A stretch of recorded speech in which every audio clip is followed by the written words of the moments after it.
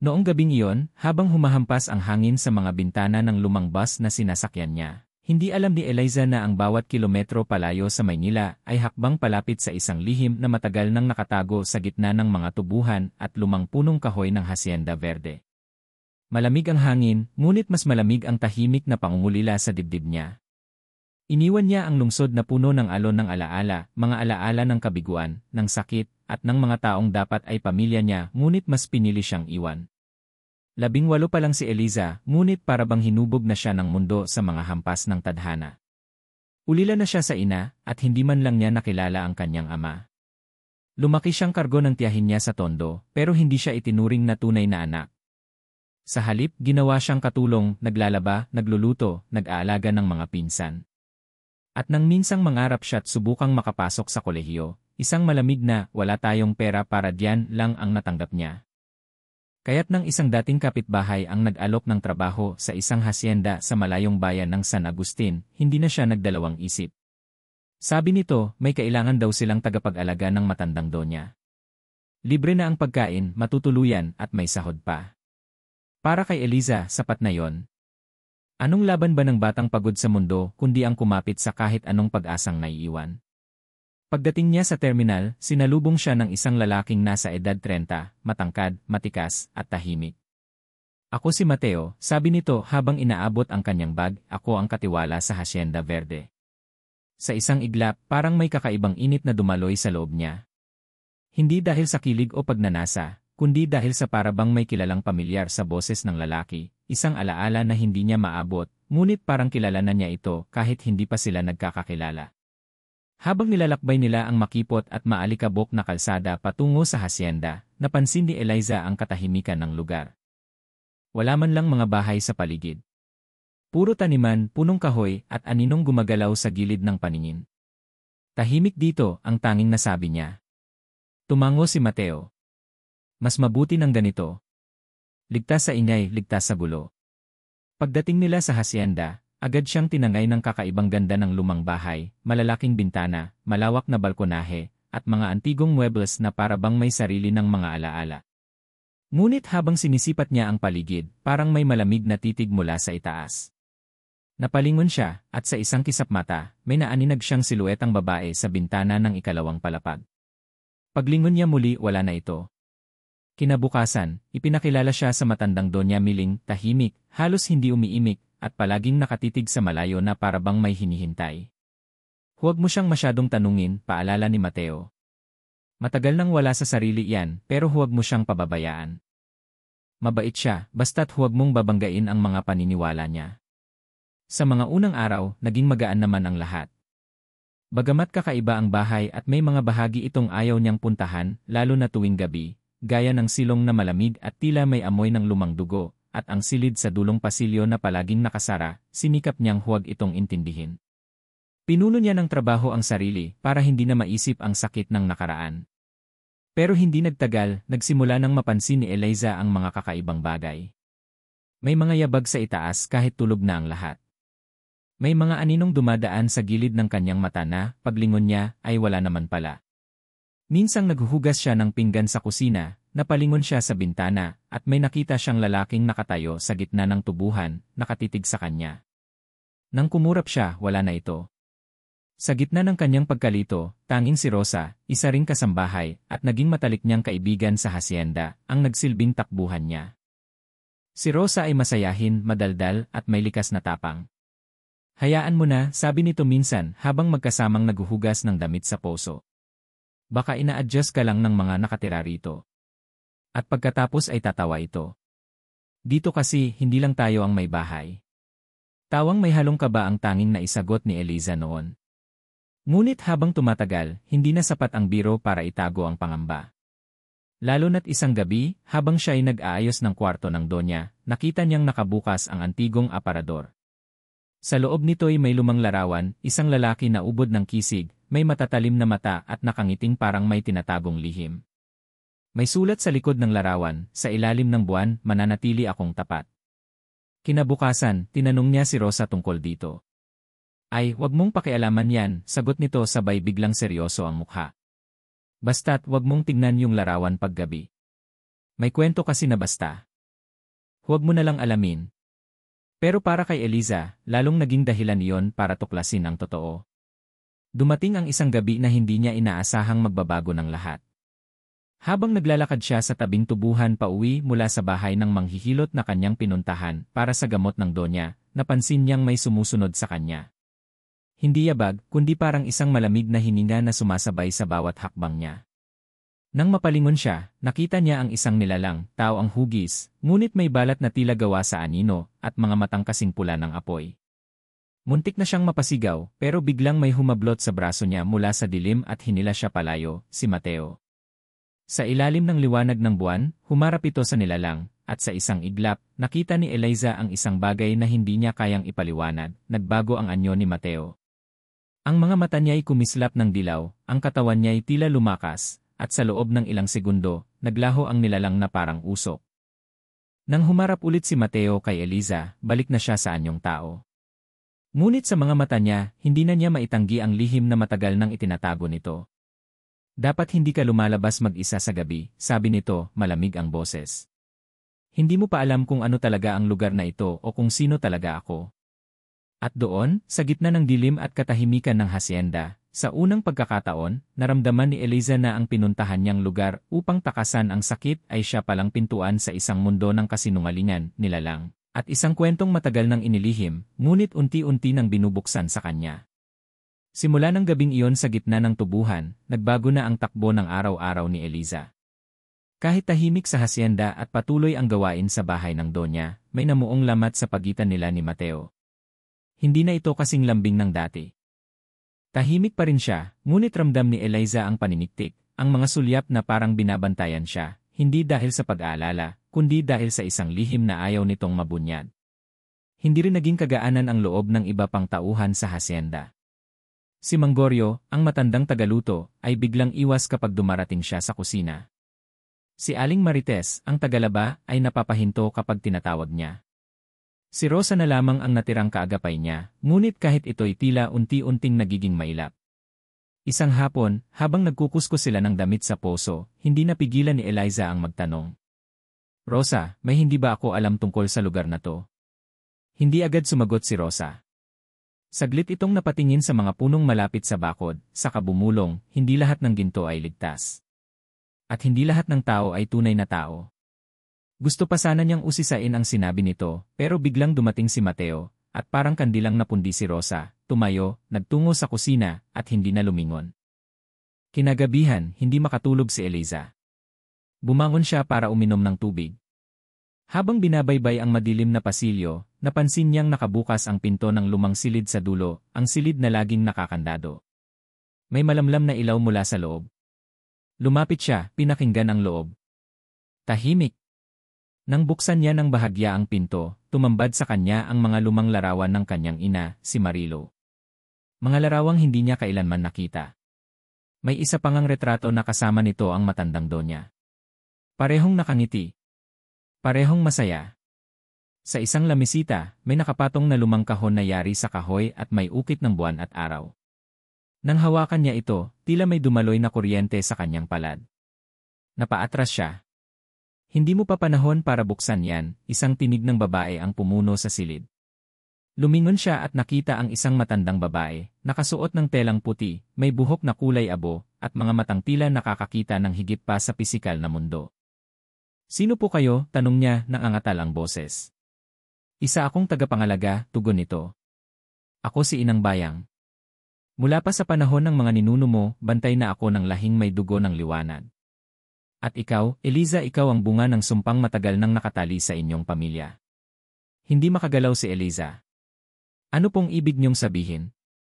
Ang ina mo, patuloy ni Inang Bayang, ay hindi basta-basta.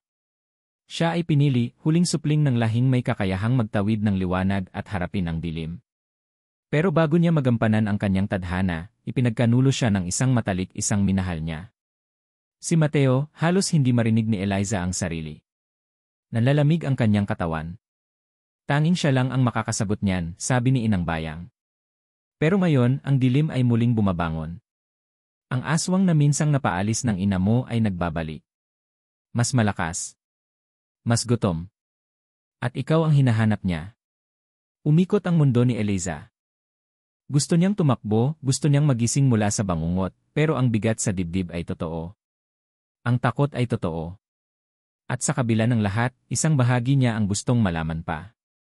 Sa huling saglit bago siya mawala ng ulirat, inilagay ni Inang Bayang ang isang bagay sa kanyang kamay, isang mutya na kulay pilak, may hugis buwan, at tila nababalutan ng init sa kabila ng lamig ng paligid. Yan ang bantay liwanag. Isang sinaunang alon ng lakas mula sa dugo ng iyong angkan. Itaglay mo ito, pero huwag mong basta gagamitin. Kapag dumating ang araw ng pagpili, ikaw ang pipili. Tatanggapin mo ba ang iyong kapangyarihan o tatalikuran ang lahat? Pagkagising ni Eliza kinabukasan, nasa sariling kama na siya. Akala niya ipanaginip lang ang lahat pero nasa kamay niya ang mutya, mainit-init pa. Mula noon, naging mapanuri na siya. Pinagmasdan niya si Mateo, inalala ang mga salitang binitiwan nito, ang mga gabing bigla na lang itong nawawala, at ang katahimikang parang sinasadyang itago ang isang masalimuot na katotohanan. May tanong sa mga mata ni Eliza tuwing nagkakatinginan sila. At tila may sagot sa mata ni Mateo, ngunit pinipiling hindi sabihin. Isang hapon, nagpunta siya sa ilog sa likod ng hasyenda para maglaba. Hindi pa man siya nakakaumpisa, may narinig siyang awit, banayad, malalim, at para bang nagmumula sa ilalim ng tubig. Sa unay akala niya ay guni-guni lang. Pero nang lumapit siya sa gilid ng ilog, may nilalang na sumulpot mula sa ilalim. Isang syokoy, makisig, may balat na kumikislap sa ilalim ng araw, at mga matang berde na parang gubat. Huwag kang matakot, Eliza, sabi nito. Ako si Banlaw. Kaalyado ng iyong ina noon. Dumating ako para balaan ka, may kilusan sa ilalim ng lupa. Ang gabi ay muling naglalakad sa araw. Anong ibig mong sabihin? Tanong niya, pilit na pinapanatili ang boses na hindi nanginginig. Si Mateo hindi siya ang iniisip mong kaaway. Pero hindi rin siya lubos na kakampi. May lumang kasunduan. Isa siyang tagapamagitan sa pagitan ng dilim at liwanag. At ngayong ikaw na ang huling tagapagdala ng mutya, nasa gitna ka na ng gyera na hindi mo alam na matagal nang nagsimula. Biglang may narinig silang kaluskos sa kabubatan. Mag-iingat ka, bulong ni Banlaw bago ito sumisid pabalik sa tubig at nawala na parang bula. Dumating ang gabi at hindi mapakali si Eliza. Sa kanyang silid, pinagmamasdan niya ang mutya. Maliit ito, ngunit habang pinagmamasdan niya ito, para bang may gumagalaw sa loob. Parang alon na nag-aanyaya, o isang pintuang naghihintay lamang ng pagtanggap. Ngunit hindi pa siya handa. Sa isang iglap may kalabog sa labas. Dumungaw siya at nakita si Mateo sa may bakuran, nakikipag-usap sa isang nilalang na hindi niya kilala, matangkad, nakaitim, at tila nababalot ng usok. Hindi niya marinig ang pinag-uusapan, pero nakita niya ang tingin ni Mateo sa kanyang bintana, isang tinging nagsusumamong huwag siyang magtanong. Pero paano kung hindi na sapat ang pananahimik? Paano kung ang pag-iwas ang dahilan ng pagbagsak ng kanyang ina noon? Kinabukasan, hindi na siya pumasok sa silid ng donya. Sa halip, nagtungo siya sa lumang bodega. Binitbit niya ang mutya. Alam niyang may itinatago pa si Inang Bayang. At may kailangan pa siyang malaman. Sa bawat hakbang niya, bumibigat ang hangin. Sa bawat kaluskos, parang may matang nakamasid. At pagdating niya sa bodega, isang malamig na kamay ang humawak sa kanyang balikat. Napalingon siya at bumungad sa kanya ang isang mukha na matagal na niyang nilimot. Mukha ng isang babae, maputla, may luha sa mga mata, at dugo ang leeg. Inay. Ngunit bago pa siya makalapit, nawala ito sa hangin. Iniwan siyang nanginginig, takot, at may isang tanong sa puso, bakit muling nagpapakita ang patay? Gabi na naman, at habang umiihip ang malamig na hangin sa labas ng bintana, mag-isa si Eliza sa kanyang silid, hawak ang mutyang pilak na tila nagbabaga sa kanyang palad. Hindi siya mapakali. Paulit-ulit na bumabalik sa isipan niya ang nakita sa bodega, ang mukha ng kanyang ina, maputla, may luha, at duguan. Isang imahe na hindi niya inaasahang muling masisilayan, lalo na sa ganoong paraan. Inay, bakit ngayon? Bulong niya sa hangin habang lumuluha ng tahimik. Walang kasagutan. Wala ni isang kaluskos. Ngunit ang puso niya binabagyo ng mga tanong. Sa gitna ng katahimikan, gumapang ang isang matinding damdamin sa kanya, ang sakit ng iniwang tanong ng pagkabata, bakit ako iniwan? Ang pagkamatay ng kanyang ina ay laging binalot ng misteryo. Wala siyang konkretong sagot, walang malinaw na paliwanag. Ang sabi ng tiyahin niya noon, namundok at hindi na bumalik. Pero ngayon, habang mas lumalalim ang mga revelasyon, mas malinaw na may sinadyang itago. At si Eliza, ang batang dati sunod-sunuran lang sa agos ng mundo, ngayon ay humaharap sa isang realidad na mas madilim kaysa sa alinmang kwentong narinig niya noon. Sa gitna ng pagninilay, biglang may kumalabog sa bubong. Napalundag siya sa gulat. Hindi malakas, pero sapat para patindigin ang balahibo niya. Tumayo siya, sinilip ang bintana. Sa liwanag ng buwan, may naaninag siyang anino, isang nilalang na gumagapang sa bubungan ng hasyenda. Mabilis. Baluktot ang katawan. Tila hindi tao. Tila hindi hayop. Humugot siya ng hininga. Hawak ang mutya, naglakad siya palabas ng silid. Hindi na siya ang dating Eliza na madaling matakot. Pero hindi rin siya sigurado kung kaya na ba talaga niyang harapin ang mga ganitong bagay. Bumaba siya ng hagdan, tahimik ang bawat hakbang. Patay ang mga ilaw, ngunit tila may malamlam na liwanag na gumagabay sa kanya, liwanag na galing mismo sa mutya. Sa kusina, naamoy niya ang asim ng dugo. Isa, dalawa, tatlong patak sa sahig. Sinundan niya ito patungo sa silong ng hasyenda. Dito muling bumalik ang kaba. Dati iniiwasan niya ang lugar na ito, pero ngayong narito na ang panganib, hindi na siya pwedeng umatras. Sa pagbukas ng pinto sa silong, bumungad sa kanya ang kadiliman, mabigat, parang buhay. Dahan-dahan siyang bumaba. Sa isang sulok, may naaninag siyang anyo. Nang ilapit niya ang mutya, unti-unting lumiwanag ang paligid. At doon niya nakita si Manggorio duguan, sugatan, at halos hindi na makahinga. May pumasok, garalgal nitong bulong. Hindi sila basta hindi na sila umaatake sa gabi lang, ano nang ibig niyong sabihin, tanong ni Eliza, nanginginig ang kamay. May pumipigil sa kanila dati pero ngayon, humihina na ang proteksyon ang donya, bago pa man siya makapagtanong muli, nawalan ng malay si Manggorio. Hindi alam ni Eliza kung anong gagawin. Tumakbo siya pabalik sa loob, umakyat para tawagin si Mateo, ngunit sa kwartong tinutuluyan nito, wala ang lalaki. Wala ring bakas kung saan ito nagpunta. Sa pagbalik niya sa silong, wala na si Manggorio. Hindi dugo ang natira kundi isang marka sa sahig, isang hugis mata na may guhit ng apoy sa gitna. Sinubukan niyang hawakan ito, pero uminit ang mutya sa kanyang kamay, na para bang nagbibigay babala. Kinabukasan, habang abala ang lahat sa gawain sa hasyenda, dumiretso siya kay Rosa, nanginginig pa rin ang boses sa takot. Si Manggorio may umatake sa kanya kagabi. Hindi sila basta anino lang, Rosa. Totoo to, ngunit imbes na matakot, nanlamig ang mukha ni Rosa. Dapat mo na sigurong malaman ang lahat. Dinala siya ni Rosa sa likod ng lumang simbahan sa gitna ng hasyenda. Dito, may nakatagong silid, isang lumang lagusan na yari sa bato at kahoy. Sa loob, may mga sinaunang gamit, libro, at lumang kasangkapan. At sa gitna nito, isang altar na may larawang kabisado ni Eliza, ang ina niya, si Marilo, nakasuot ng puting damit, may hawak na parehong mutya na hawak niya ngayon. Dito siya nagsimulang magsanay, sabi ni Rosa. Ako ang pinakabatang tagasunod niya noon. Hindi lang siya tagapag-alaga ng donya. Isa siyang bantay. Tungkulin nilang protektahan ang daan sa pagitan ng mundo ng tao at mundo ng dilim. Hacienda Verde, tanong ni Eliza. Tumango si Rosa. Hindi ito ordinaryong lugar. Nasa gitna ito ng isang sinaunang pagtawiran. Kapag humina ang bantay, makakatawid ang mga nilalang mula sa kabilang daigdig. At ngayon, ako ang bantay na yon? Halos hindi niya matanggap. Hindi ko naman to pinili. Hindi ko to ginusto. Walang pumipili sa liwanag, Eliza. Ito ang pumipili sa'yo. Gusto niyang sumigaw. Gusto niyang tumakbo palayo. Bakit kailangan siya? Bakit kailangan siya na naman ang mawalan? Noon, iniwan siya ng kanyang ina. Tiniis niya ang pangungutya ng mga kamag-anak. Ngayon, heto na naman siya, pinagkakaitan ng normal na buhay. Puno ng galit at lungkot ang dibdib niya. Pero sa gitna ng lahat ng damdaming iyon, isang tanong ang pumipilit lumutang, kung hindi ako sino pa. Nang gabing iyon, muli siyang kinausap ni Inang Bayang. Sa panaginip, dinala siya nito sa isang lugar na puno ng liwanag at dilim, magkasalungat ngunit magkatabi. Ang lakas mo ay hindi manggagaling sa mutya. Nasa puso mo ito. Sa pagpapasya. Sa tapang na harapin ang dilim kahit wasak ka na sa loob. Paano kung wala na akong lakas, sagot niya, umiiyak.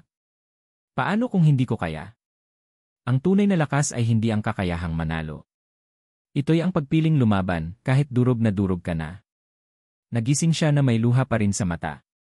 Ngunit mas malinaw na sa kanya ngayon, hindi pa ito ang wakas. Sa mga sumunod na araw, nagsimula siyang magsanay sa lihim, tulong ni Rosa at Inang Bayang. Sa gabi, pinag-aaralan niya ang mga lumang kasulatan. Natutunan niyang gamitin ang mutya hindi bilang sandata kundi gabay, pangprotekta, panlinaw ng isip at panawag sa liwanag. Ngunit habang lumalalim ang kaalaman niya, lumalakas din ang pag-atake ng mga nilalang. Isang gabi, habang pinapalitan niya ang benda ni Doña Miling, bigla itong nagmulat ng mata at mahigpit na hinawakan ang kanyang braso. Ang liwanag nasa iyo. Huwag mong hayaan siyang makapasok, bulong nito. Nagbabalik na ang aswang na matandang itim ang tinig ng gabi. Nakikita ka na niya. Muling bumagsak sa ulirat ang Donya. Pero ang mga sinabi nito ay tila palatandaan, isang babala. Kinagabihan, bumalik si Mateo. May sugat sa braso, pagod at may bahid ng pagkabalisa. Nasaan ka galing? Tanong ni Eliza, malamig ang tono. May mga lugar akong kailangang puntahan. May mga kasunduan akong kailangang alalahanin. Aling kasunduan? Tumayo si Eliza, matigas ang boses. Yung kasunduan na iniwang patay ang ina ko. Hindi agad sumagot si Mateo. Ngunit sa likod ng kanyang katahimikan ay may pahiwatig ng matinding pagsisisi. Hindi mo pa alam ang lahat, Eliza, sagot niya sa wakas. Hindi mo alam kung sino ang tunay na kaaway.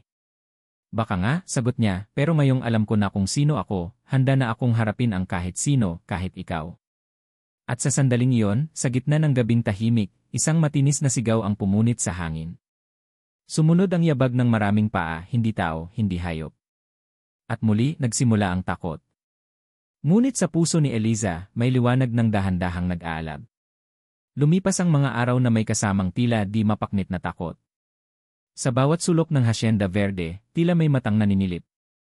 Ang mga halaman sa paligid, unti-unting namumutit na tutuyo kahit tag-ulan. Ang mga hayop, baka, kabayo, at kahit ang mga alagang aso, ay biglang nagkakaramdaman, tila may hindi nakikitang presensyang dumaraan sa gabi. Minsan, may maririnig kang tila hagik-hik ng babae mula sa kakahuyan. Minsan naman, parang may bata na umiiyak sa may ilog, ngunit kapag sinundan mo, wala kang makikita. Lumalapit na sila, bulong ni Rosa habang inaayos ang mga anting-anting at halamang gamot. Unti-unti nilang sinisira ang proteksyon. Isa-isa nilang sinisilip ang kahinaan natin. Tahimik lang si Eliza. Nakaupo siya sa harap ng lumang altar, hawak ang mutya, at ramdam ang kabigat ng bawat saglit. Hindi ito takot lang sa mga aswang. Ito ay takot na baka sa huli wala siyang maipapanalo. Takot na baka siya rin ay maging sanhi ng kapahamakan ng mga taong umaasa sa kanya. Si Mateo naman, palaging abala sa pagbabantay sa paligid, pero ramdam ni Eliza na may itinatago pa rin ito. Hindi pa rin niya lubusang pinagkakatiwalaan ang lalaki. Tumutulong siya ngayon, pero ang dami nitong hindi pa sinasabi. Ang daming gabi na bigla na lang itong nawawala. Minsan, may amoy asupre sa katawan niya pagbalik. Minsan, may itim na dugo sa tabing tenga. Kung ikaw nga ang isa sa kanila, bakit ka tumutulong? Minsang tanong ni Eliza. Dahil hindi lang dugo ang bumubuo sa pagkatao ng isang nilalang, sagot ni Mateo, malamig ang tono. May puso rin ang mga hindi tinuturing na tao. Pero hindi iyon sapat para mawala ang alinlangan sa puso ni Eliza. Isang gabi, habang sila ni Rosa ay nagsusunog ng mga tuyong dahon ng banahaw sa paligid ng hacienda, napansin nilang lumalalim ang dilim. Hindi ito basta takip silim, ito'y tila usok na may laman. Umuusad ito mula sa kakahuyan, mabagal ngunit may direksyon. Parang may humihina sa gitna ng anino. Tago, sigaw ni Rosa. Agad silang pumasok sa loob at isinara ang mga bintana. Ngunit bago pa man maisara ang huling siwang, may narinig silang boses mula sa labas, isang matandang babae, paos at parang nanginginig. Isang gabi lang isang gabing tulog. Yan lang ang kailangan ko, si Eliza ay nanlaki ang mata. Hindi niya alam kung dahil sa takot o awa, pero tila may parte sa kanya na gustong pagbuksan ang matanda. Ngunit bago pa man siya makagalaw, hinila siya ni Rosa. Hindi siya matanda, sabi nito. Yan ang matandang itim. Isa siya sa pinakaunang alagad ng dilim. At sa labas, mula sa siwang ng bintana, nakita ni Eliza ang totoong anyo ng nilalang, kulubot ang balat pero ang mata ay wala ng puti, itim na itim, parang kailaliman. At nang umiti ito, may lumabas na mahabang dila, may dulot sanga, parang uod na may buhay. Isang iglap lang, napuno ng sigaw ang paligid. Ang mga anino'y gumalaw, tila may mga pakpak, at lumipad sa langit. Nagsimula nang bumagsak ang ulan, hindi tubig kundi abo. Magsuot ka ng itim, bulong ni Rosa habang ibinibigay ang isang lumang damit. Hindi ka nila makikita agad kung magiging isa ka sa kulay ng gabi. Isinuot ito ni Eliza, at sa unang pagkakataon, naramdaman niya ang pagkakaroon ng layunin. Takot pa rin siya, pero iba na ang tibok ng puso niya ngayon. Hindi na ito pag-iwas, kundi paghahanda. Sa silong ng hasyenda, inilabas ni Rosa ang isang bagay na matagal na raw nakatago, isang kwintas na gawa sa tingga, may palawit na hugis bituin at mata sa gitna. Ito ang paningin ng liwanag, paliwanag niya. Ito ang magpapakita sa iyo ng totoong anyo ng nilalang kahit magtago sila sa balat ng tao. Isinabit ito ni Eliza sa lig niya at agad-agad parang bumigat ang paligid. Nakakabingi ang katahimikan ng paligid pero mas malinaw ang tunog ng kanyang sariling tibok ng puso. Kailangan mong harapin ang madilim na gabi, Eliza, sabi ni Rosa.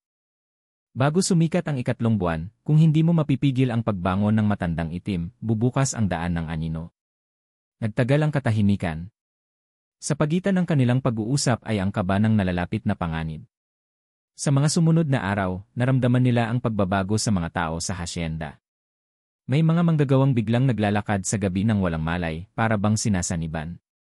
May isang ang batang lalaki, si Carlo, na nahuling umiiyak habang kumakain ng lupa. Nang tanungin kung bakit, ang sagot lang nito ay, kumakain siya sa loob ko. Doon lalong napagtanto ni Eliza na hindi lang ito laban sa labas, may kalaban na ring nasa loob. Kahit takot, patuloy siyang nagsanay. Sa bawat pagsasanay, binubuksan niya ang kanyang sarili sa liwanag ng mutya. Ngunit kasabay nito, binubuksan niya rin ang sugat ng nakaraan, ang pangungulila sa ina, ang galit sa pagkabigo, at ang takot na hindi siya sapat. Isang gabi, habang mag-isa siyang nagbabantay sa may ilog, biglang may lumitaw sa likuran niya, isang batang babae, maputi ang mata, duguan ang palad, at nakangiti. Bakit mo kami sinusunog? Tanong ng bata. Hindi ka ba natatakot na ikaw din ay maging tulad namin? Dumilim ang paligid. Tumindig ang kanyang balahibo. Ngunit bago pa man makalapit ang bata, isang anino ang bumalot sa kanya, si Mateo.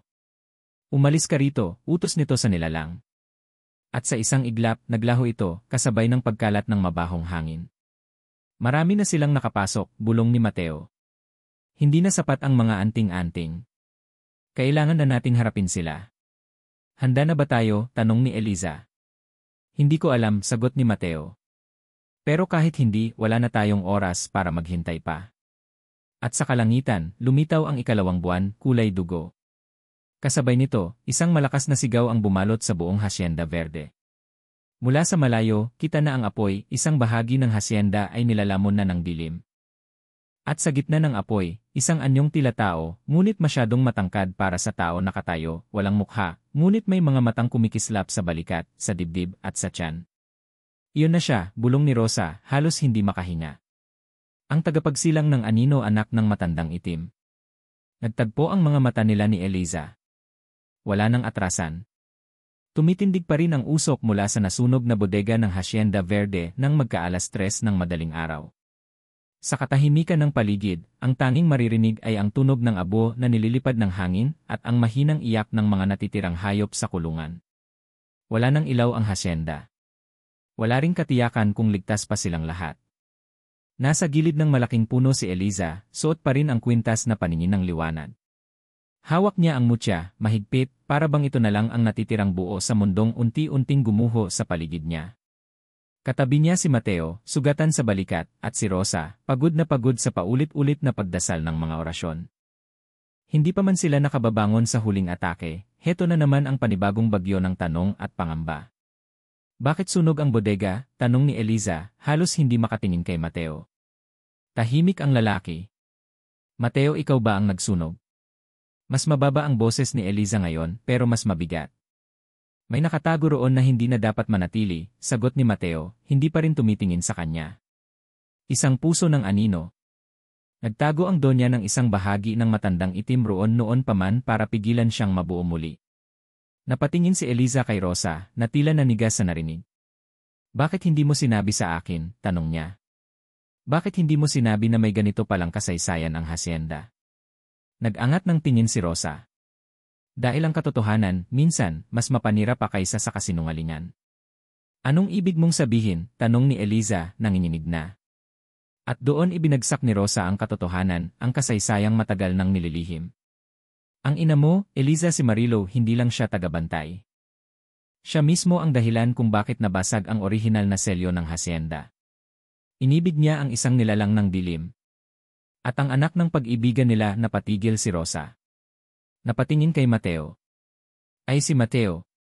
Parang biglang naglaho ang lahat ng ingay sa paligid. Ang mga ibong naglalakbay sa langit, ang huni ng palakas sa bukid, maging ang paghinga ni Eliza, nawala lahat. Totoo ba to? Tanong niya kay Mateo, halos hindi na marinig ang boses niya.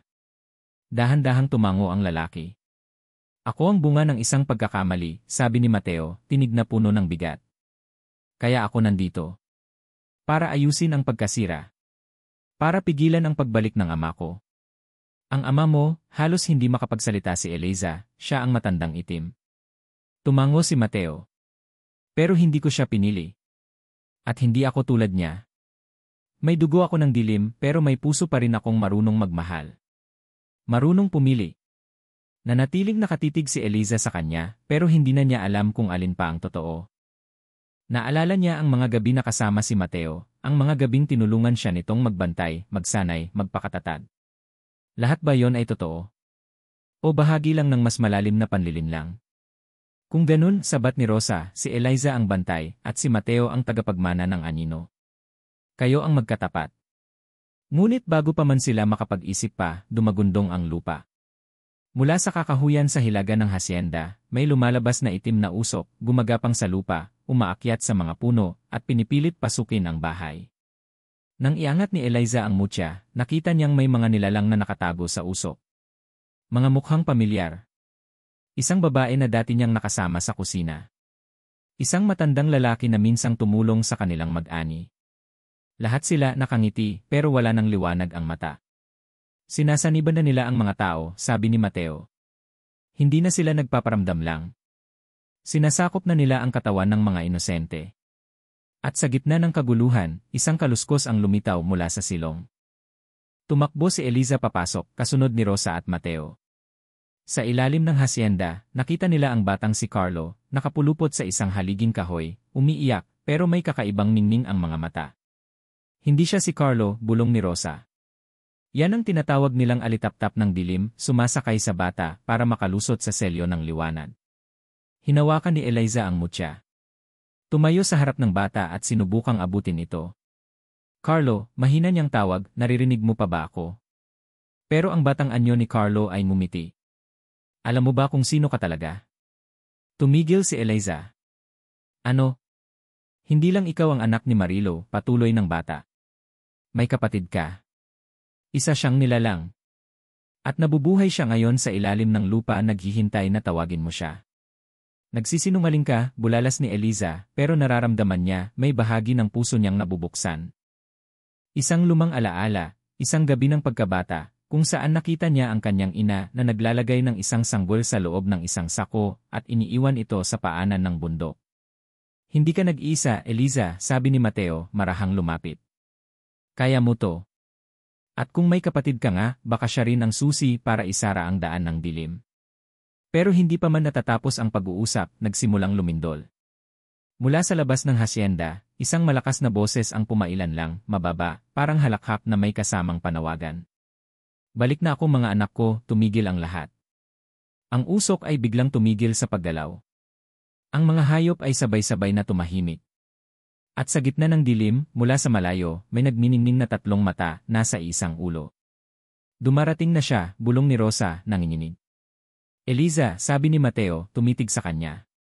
Wala na tayong oras. Kailangan nating pumili, tatakas ba tayo, o haharapin natin siya ngayon?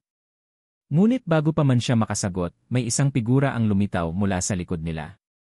Si Doña Mayling. Pero hindi na siya ang Doña na dati nilang kilala.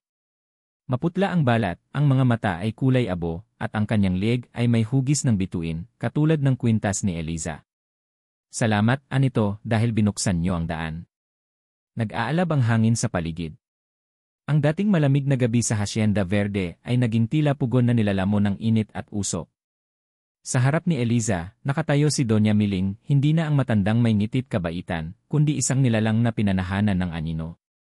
Ang balat niya ay parang salamin, nangingintab sa dilim, at ang tatlong matang nagniningning sa kanyang noo, dibdib, at puson ay gumagalaw-galaw, nagmamasid. Matagal na akong naghihintay sa gabing ito, bulong ng Donya, ang boses ay tila tatlong babae na nagsasalita ng sabay-sabay. At salamat sa iyo, Eliza, ikaw ang susi. Hindi na napigilan ni Eliza ang paglalapit ng mga luha sa kanyang mga mata. Lahat ng pagkakaibang naramdaman niya sa sarili niya noon, ang hindi maipaliwanag na galing, ang mga panaginip, ang tila koneksyon sa mga nilalang ng dilim, lahat ay may dahilan. Lahat ay bunga ng pinagmulan niya. Anak siya ng tagabantay. Kapatid ng isang nilalang. At bahagi ng mas malawak na kwento na ni minsan ay hindi niya ginustong mapasama. Hindi ako susi ng anino, sagot niya, nilalakasan ang loob kahit nanginginig pa rin ang katawan. Ako ang pipigil sa'yo. Tumawa ang Donya. Isang hagikik na halos mabasag ang hangin. Hindi mo pa rin naintindihan. Hindi ko na kailangang labanan ka dahil ikaw mismo ang tinig na magbubuka sa huling pinto. At biglang napuno ng liwanag ang paligid, hindi ng liwanag ng araw kundi ng bughaw na apoy na bumalot sa paligid ng hasyenda. Isa-isang lumitaw mula sa dilim ang mga anyo ng mga dating manggagawa, mga taong nawala ng misteryoso. Ang lahat ay parang manika, walang emosyon, walang sigla. Ginawa ko silang saksi, wika ng Donya. At ngayon, sila ang huhusga sa'yo. Lumapit si Mateo, sugatan pa rin ang balikat, pero may hawak ng espada, hindi bakal kundi liwanag. Gawa ito sa mga orasyong pinatibay ng mutya ni Eliza, at isinakripisyo ni Rosa ang huling bahagi ng kanyang lakas para mabuo ito. Si Rosa ngayon ay nakaluhod sa tabi ng altar, hinihingal, ang katawan ay halos wala ng buhay.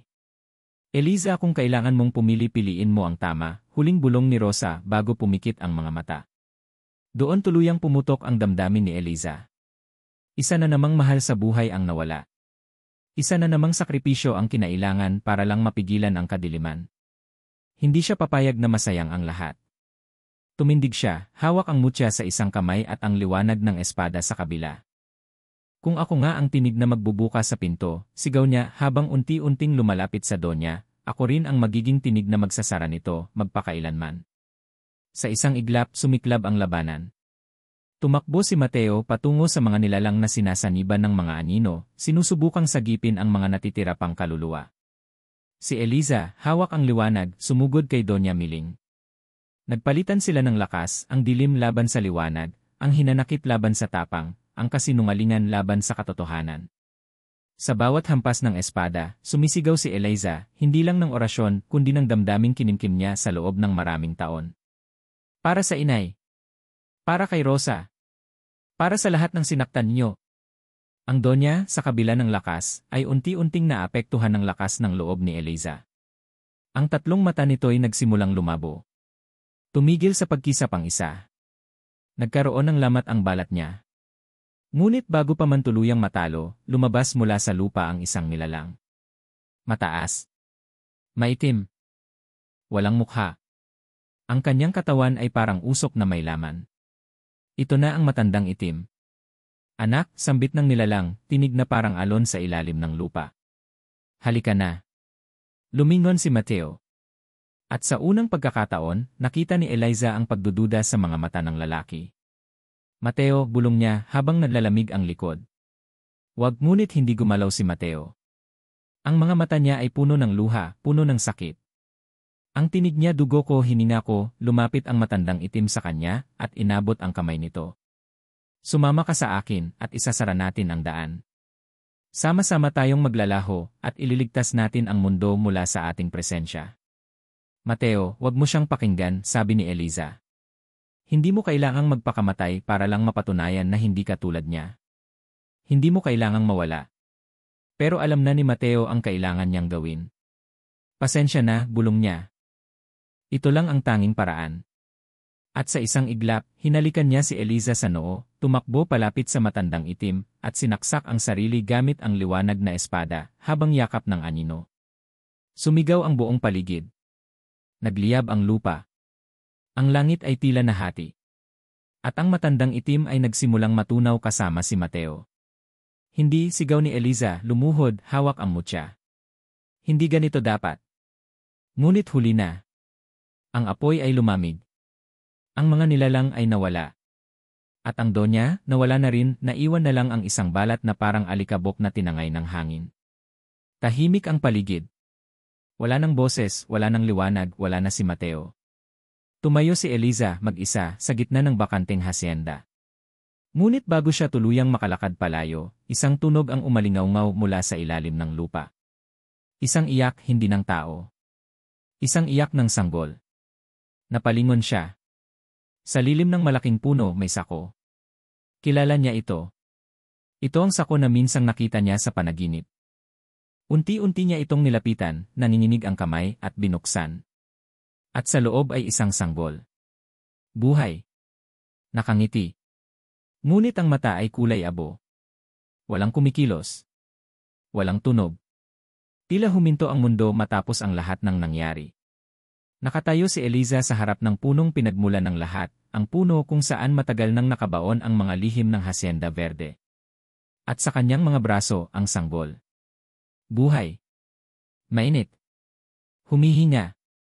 Pero ang kanyang mga mata kulay abo, kagaya ng sa nilalang na isinakripisyo ni Mateo para mapigil ang dilim. Tahimik niyang pinunasan ang luha sa pisngi ng bata, hindi pa rin alam kung dapat ba siyang matakot, magmahal o magduda. Ito ba'y panibagong simula? O babala ng bagong panganib? Lumipas ang ilang minuto bago siya tuluyang makagalaw. Dinala niya ang bata sa altar kung saan huling huminga si Rosa. Nakatulog na ang matandang albularyo sa kanyang huling dasal, nakangiti, para bang natupad ang matagal na niyang misyon. Pinaupo ni Eliza ang sanggol sa tabi ni Rosa, at sandaling pinikit ang kanyang mga mata. Maraming salamat, Rosa, mahinang bulong niya. Ikaw ang nagturo sa akin kung paano maging matapang kahit kailanman, hindi ko inakalang kaya ko. Ilang araw ang lumipas. Ang hasyenda ay nanatiling tahimik pero hindi na kasing bigat. Ang hangin ay may bahid pa rin ng alaala, ngunit wala na ang pighati ng anino. Unti-unti bumabalik ang mga ibon. Ang mga halaman sa paligid ay muling nanariwa. Ngunit si Eliza, siya ay hindi na katulad ng dati. Hindi na siya dayo. Siya na ngayon ang tagapag-ingat ng hasyenda. Pinili niyang manatili sa lumang bahay, ayusin ang mga naiwang sira, at ituloy ang gawain ng kanyang ina. Marami pa ring katanungang walang kasagutan, tulad ng tunay na pagkatao ng sanggol, kung ito ba'y pag-asa o panganib, o kung babalik pa ang matandang itim sa ibang anyo. Ngunit ngayon wala munang digmaan. Tahimik muna ang gabi. Minsan, sa hating gabi, maririnig ni Eliza ang iyak ng bata, hindi dahil sa takot o sakit, kundi dahil sa panaginip. At sa tuwing ilalapit niya ang mutya sa tabi nito, ang kulay abo sa mga mata ay unti-unting lumalambot, nagiging halos kayumanggi. Minsan, tila ba may pag-asa. Dumadalaw rin ang ilang natirang taga-baryo sa kanya. Tahimik, minsan may dalang pagkain, minsan ay dasal. Hindi nila lubos na alam ang buong katotohanan, pero nararamdaman nilang may nangyaring kakaiba, at may isang babae na humarap sa isang kasamaan para sa kanila. Isang araw, habang pinipinturahan niya ang lumang pader ng silid kung saan dati ginagamot ang mga sugatan, napansin niyang may nakaukit sa kahoy na dingding. Lumang-luma na ito. Hindi niya napansin noon. Dahan-dahan niya itong hinaplos. Nakaukit ang mga salitang, kung pipiliin mong maging liwanag, huwag matakot sa dilim na pinagmulan mo. Napaupo si Eliza sa sahig, huminga ng malalim. Lahat ng takot niya, lahat ng sakit ng pagkabata, lahat ng pagkukulang ng mga taong minahal niya, narito sa isang pangungusap. Minsan, kahit may dilim sa pinagmulan mo, may pag-asa pa rin sa pipiliin mong landas. Habang lumilipas ang buwan, lumalaki ang sanggol. Pinangalanan niya itong Ilino mula sa salitang linaw. Gusto niyang kahit may anino pa sa nakaraan, ang batang ito'y lumaki sa kaliwanagan. Marami pa rin siyang tanong. Nasaan ang kanyang kapatid na nilalang? Totoo bang isa pa lang ang nilalang ng dilim sa ilalim ng lupa? May panibagong panganib ba sa hinaharap? Pero sa ngayon, natutunan ni Eliza ang tunay na lakas, hindi sa espada o rasyon, kundi sa pagpili araw-araw na maging mabuti, maging tapat, at manatiling tao sa gitna ng kadiliman. Isang gabi, habang hawak ang bata sa kanyang mga bisig, tumingala siya sa langit. Napakaraming bituin. Tahimik. Payapa. Mateo, mahinang sambit niya. Sana naririnig mo ako. Salamat. Hindi kita makakalimutan. At sa kanyang paningin, saglit na lumipad sa langit ang isang alitaptap, magaan, kumikislap, at mabilis na nawala sa kadiliman. Siguro, sapat na yon bilang sagot. Sa dulo ng lahat, hindi naman palaging kailangan maunawaan ang lahat ng hiwaga. Minsan, sapat na ang paniniwala na may dahilan ang bawat luha, bawat sugat, at bawat pagpili. At habang pinapalaki niya si Lino, bawat araw ay isang paalala. Ang tunay na laban ay hindi sa dilim ng labas, kundi sa dilim na nilalabanan natin sa loob. At kung kailan natin piniling tumindig sa kabila ng takot, doon natin tunay na nauunawaan ang ibig sabihin ng pagiging tao.